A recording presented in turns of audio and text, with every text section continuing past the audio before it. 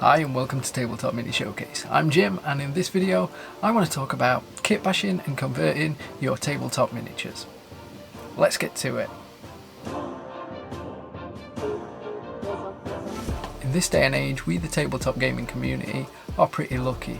With the number of companies producing minis and the advent of 3D printing, we have more options and opportunities to get our hands on a seemingly endless combination of miniature variants than ever before. And sites such as Patreon, Cults 3D, Etsy and eBay are filled with sellers selling bits and STLs that we can use to customize our minis and create individual looking armies that are sure to stand out on the tabletop. When it comes to competitive playing and playing in official stores, certain brands such as Games Workshop do have a no commercially acquired 3D printed parts policy, which does kind of limit the amount of customization their players can do. However, it is understandable, as the line between buying and selling 3D printed parts that can just be used to customize your models and buying and selling 3D printed parts that can be used to stretch out a box set is kind of hard to measure. And so, in order to not have their sales figures affected by people buying and selling 3D printed parts that can double the amount of potential minutes you can get from a box set, therefore halving the amount of profit that they can get from that box set, they decided to just draw a line in the sand and say that only 3D prints that have been sculpted and printed by the person who owns the army are allowed to be used. And if when questioned the person isn't able to provide enough evidence to show that those parts were sculpted and printed by themselves, they can be asked to remove them from their lineup. Now you may be thinking, what's the difference between me sculpting and printing my own parts and me hiring someone else to sculpt and print parts for me? The outcome's the same, right? Well, sort of. You see, the journey is what is different. If I sculpt and print my own parts, it's going to take significantly longer than if I was to just hire somebody else who's able to then provide those parts to multiple different people. So by having the rule set that the person has to sculpt and print those parts themselves, the number of people that may potentially be using 3D printed parts is kept down to a minimum. In my opinion, the best way to entirely avoid having to deal with this issue is to just use the traditional kit bashing and converting techniques that we've all used for years.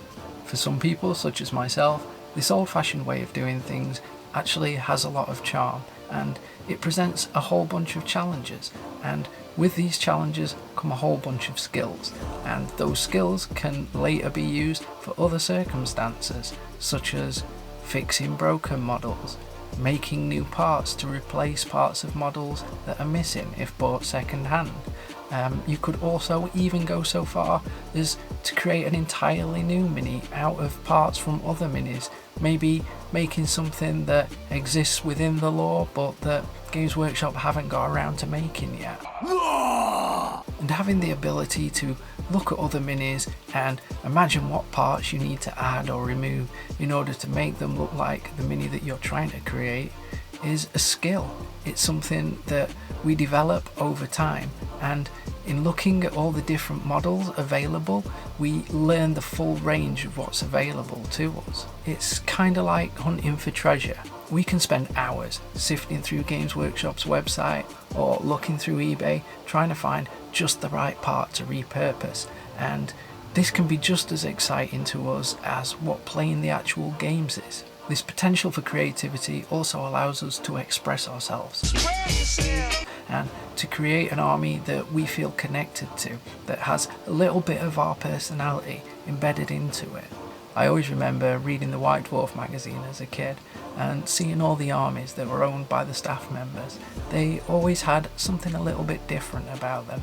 They would kit bash and convert things and use that as a way to express their personality and show some of their own personal interests and tastes. Through the creation of successor chapters and custom forces, Games Workshop encourages us to create new paint schemes and armies that have a lore of our own creation, and exploring that creative avenue of the hobby, we may find ourselves wanting to make our models in keeping with the lore we have crafted for our armies. And that's where kit bashing and converting really starts to become a significantly valuable tool in how it allows us to represent that narrative. There are certain products and tools that people use to aid their converting, such as silicone sculpting tools, textured rollers, plasticard, and modelling putties such as green stuff and milliput. But a word of warning, if you're using products like milliput or green stuff for the first time, it's really best to just use a very small amount and wait a couple of days just to make sure that you don't have any kind of allergic reaction. This may sound like overkill, but believe me, it isn't. The first time that I used milliput, I had an allergic reaction that took about a day to kick in, and when it did kick in, it kicked in hard. I had to be rushed to the emergency room, and for about 2 weeks my head was swollen to the size of a basketball, and even the slightest touch to my skin caused my body to weep and bleed as though it had been hit with sandpaper, like it was grazed or something. Want to know how I got so good at doing nunchaku blindfolded? Well, I had to have my eyes bandaged shut for about 2 weeks because every time I blinked it would break the skin around my eyes, and so I got pretty good at figuring out how to do things without using my eyes. Now, the moral of this story isn't that I'm basically a superhero like Daredevil. It's that you really should err on the side of caution when it comes to these things, because these chemicals and materials can be really dangerous and you just don't know how your body is going to react to them. Because of my allergy, I have had to find other materials that I can use for my customizations, and one in particular that I have found useful is wood filler, as it sets a lot harder than your ordinary household filler, and it can be sanded and carved similar to milliput. So this makes it really good for filling in gaps on bases or any big spaces on things like tanks. I'm still yet to find a good replacement for green stuff, as I am also allergic to that, although the reaction that I have is far less severe. But I have found that if I use really old green stuff that's kind of dried out, I have almost no reaction. So as long as I use it in small amounts, I can get away with using that still. And I have found that just using old green stuff, wood filler, plasticard and cardboard, I can still create a whole bunch of really cool things. If you're not really that interested in the sculpting element of converting minis, then you might still want to do some kit bashing, as simply adapting and changing parts can really make a big difference to how a mini looks. And when it's your own army, it really does help you to develop a bond with that army, as you've imparted a little bit more of your personality into it than what you would have if you just assembled these minis out of the box. Adding your own flair to your models is more than just a way of expressing yourself. It's a fantastic way of initiating conversations.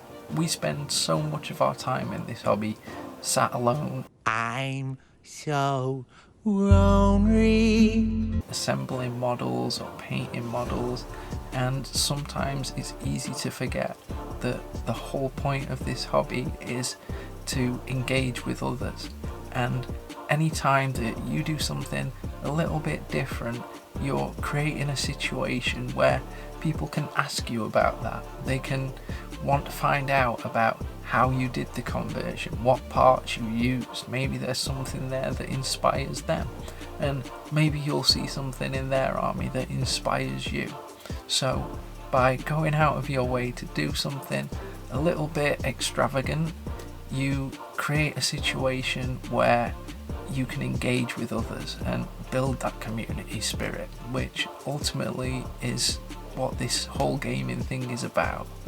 Spending time with others, having fun and making friends. Before we wrap things up today, I just want to say a big thank you to all of my subscribers.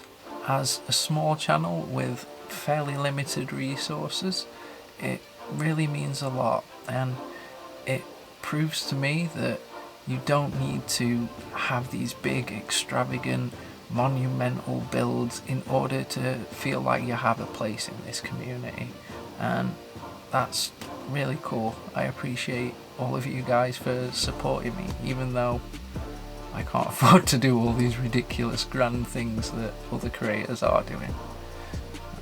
Thank you. If you aren't currently subscribed, thank you for watching the video. That in of itself does help the channel to grow. Obviously, liking, sharing, subscribing, that is an extra level of support that if you want to do, you can do. It costs absolutely nothing to do those things, and it helps me out no end. If I can get my channel over the 1,000 subscriber mark, I will finally be able to monetize my channel, and at that point I'll be able to make a little bit of money from the ad revenue and reinvest that back into the channel in order to improve the quality of the videos that I make for you guys. So if you can help me with that goal, I would really appreciate that and be super grateful. If you don't want to miss out on any of my future videos, hit the little notification bell. That way you'll be updated as soon as I upload a video, and that way you'll not miss out. Here's a couple of other videos you can watch if you're looking for something else to watch. And until next time, in a bizzle. Action!